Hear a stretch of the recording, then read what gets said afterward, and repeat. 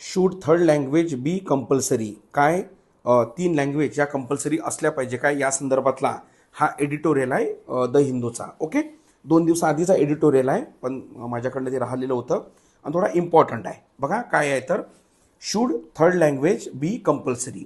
बघा पहिल्यांदा याचा बॅकग्राऊंड काय ती व्यवस्थितपणे आपण समजून घेऊ आणि त्यानंतर मग आपण तुम्हाला या एडिटोरियलमध्ये काय म्हणजे थर्ड लँग्वेज हे कंपल्सरी असलं पाहिजे काय याबद्दल बोलल्या गेलेलं आहे. बघा विषय काय आहे, तुम्ही एक शब्द ऐकला असेल, 3 लँग्वेज फॉर्म्युला, ज्याला आपण मराठीमध्ये त्रिभाषा सूत्र या नावानं काय करतो, ओळखतो म्हणजे ओळखत असतो. आता त्रिभाषा सूत्र म्हणजे काय, 3 लँग्वेज फॉर्म्युला म्हणजे काय, तर एक भाषा लक्षात ठेवायचं, ही आपली मदर टंग म्हणजे मातृभाषा असेल, दुसरी म्हणजे इंग्लिश असेल आणि तिसरी म्हणजे कुठली तरी तुम्ही एक या 2 व्यतिरिक्त घ्यायची. एक तर त्याला काय म्हणतात की समजा हिंदी घ्या, बरोबर, किंवा मग लक्षात ठेवायचं संस्कृत घ्या. आता मला सांगा, महाराष्ट्रात कसं असेल आपलं, महाराष्ट्रामध्ये मदर टंग म्हणजे आपली मराठी असेल, त्यानंतर एक इंग्लिश असेल आणि एक हिंदी असेल, बरोबर नाही का, किंवा संस्कृत असेल. तामिळनाडूमध्ये मला सांगा कसा कार्यक्रम असेल, एक म्हणजे त्यांची तामिळ असेल, नंबर 2 इंग्लिश असेल आणि नंबर 3 त्यांना काय घ्यावं लागेल, हिंदी घ्यावं लागेल किंवा संस्कृत घ्यावं लागेल. ठीक आहे. आता विषय काय लक्षात ठेवायचं, या त्रिभाषा सूत्राचा सर्वप्रथम जो वापर करण्यात आला किंवा जो घोषित करण्यात आला तो करण्यात आला 1968च्या आपल्या एज्युकेशन पॉलिसीमध्ये. लक्षात ठेवायचं, DS कोठारी समितीच्या आधारावर 1968 मध्ये स्वतंत्र भारताचं पहिलं शैक्षणिक धोरण काय झालं, प्रसिद्ध, त्या भारताच्या प्रधानमंत्री इंदिरा गांधी मॅडम होत्या. आणि यामध्ये पहिल्यांदा ह्या त्रिभाषा सूत्राचा काय करण्यात आला, स्वीकार करण्यात आला. त्रिभाषा सूत्र म्हणजे काय, एक आपली मदर टंग म्हणजे मराठी असेल, तामिळनाडूमध्ये तामिळ असेल, ओके, नॉर्थमध्ये हिंदी असेल, एक इंग्लिश आणि इथं संस्कृत, या प्रकारे, बरोबर. आता त्यावेळेस सुद्धा लक्षात ठेवायचं, तामिळनाडूनं त्रिभाषा सूत्राला विरोध केला आणि त्यांनी असं म्हटलं की आमच्याकडे द्विभाषाचं सूत्र असेल. द्विभाषा म्हणजे नंबर 1 त्यांची तामिळ म्हणजे मदर टंग आणि नंबर 2 काय, इंग्लिश. तिसऱ्या लँग्वेजला त्यांनी तेव्हा पण विरोध केला होता. ठीक आहे. लक्षात ठेवायचं, शेड्यूल 8 मध्ये एकूण 22 भाषांचा आपल्या संविधानामध्ये समावेश करण्यात आलेला आहे आणि आर्टिकल 343 ते 351 या दरम्यान आपल्या इथं लँग्वेजबद्दल उल्लेख करण्यात आलेला आहे. ठीक आहे. आता बघा, आता विषय काय आहे म्हणजे का बरं त्याला काय म्हणतात की म्हणजे कॉन्ट्रोवर्सी झालेली आहे. आता कॉन्ट्रोवर्सी अशी झाली, ओके, एडिटोरियलमध्ये पण ती कॉन्ट्रोवर्सी देण्यात आलेली आहे. ती कॉन्ट्रोवर्सी अशी देण्यात आली, एक गव्हर्नमेंटची स्कीम आहे ज्याला आपण म्हणतो समग्र शिक्षा अभियान.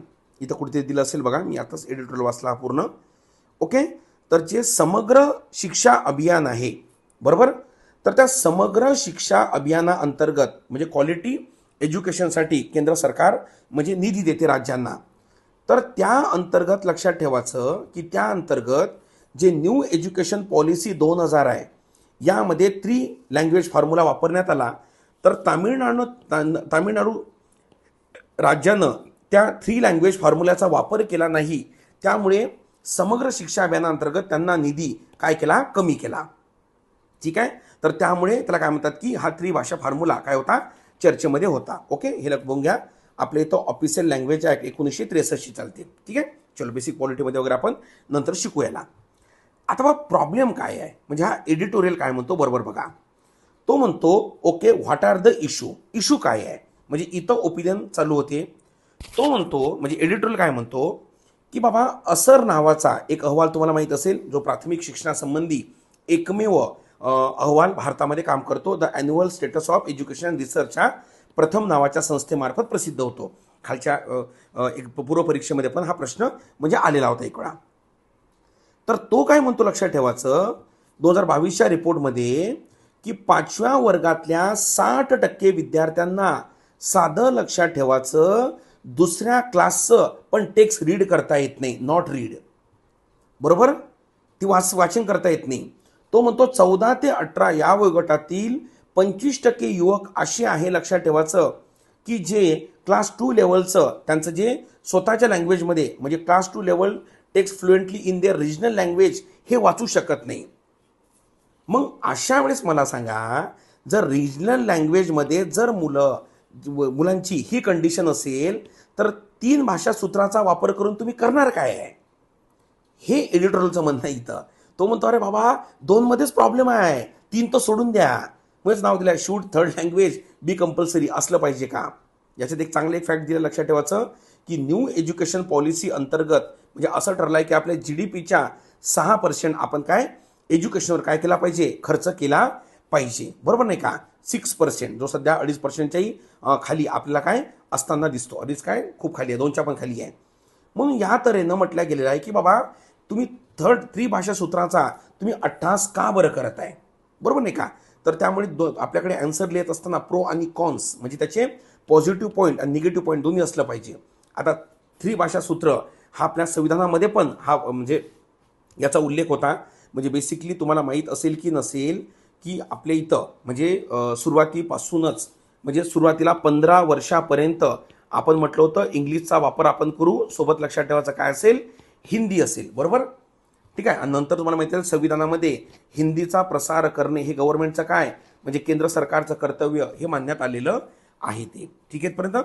तर त्या संदर्भात मग तुम्हाला दोन्ही बाजू इथं माहीत असणं त्या गरजेच्या आहे. Okay, should third language. आणि हे काय आणलं होतं ते सांगायचं विसरलो मी.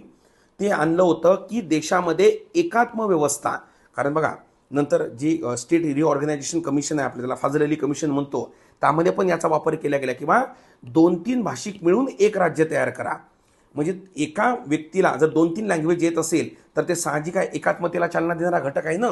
यामुळे आपल्या इथं मल्टी लँग्वेजेसचा संविधान सभेमध्ये पण आणि नंतर संविधानामध्ये पण काय करण्यात आला, स्वीकार करण्यात आला. जे 8 शेड्यूल आपण जे म्हणतो सुरुवातीला यामध्ये जे भाषा घेतल्या होत्या त्या अशा भाषा घेतल्या होत्या की जे भारतातील 90% लोक बोलतात, ठीक आहे.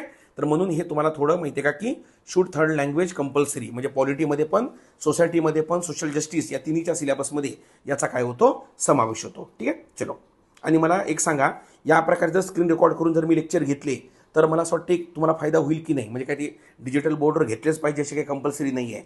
मेन आहे कंटेंट डोक्यामध्ये जाणं, बाकी सगळा थोटांड आहे.